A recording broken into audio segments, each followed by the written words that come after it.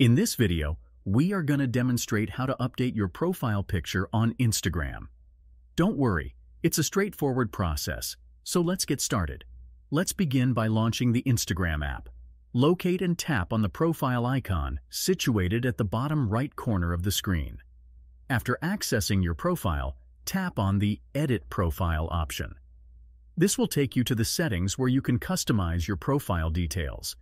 At the top of the editing section, you'll find the option to modify your profile picture. There you will see an option. If you click on it, you will see new options like New Profile Picture or Import from Facebook. The second option will let you access your pictures on your Facebook profile, but the first option will take you to your phone gallery, from where you can select a photo of your choice. Ensure that the image you're attempting to upload is free from any inappropriate or explicit content. Instagram employs an automatic detection system that identifies content like nudity, which can prevent the upload of such images. After selecting your preferred option and choosing a suitable photo, follow the prompts to complete the process. Your updated profile picture will then be visible to your followers. That concludes this video.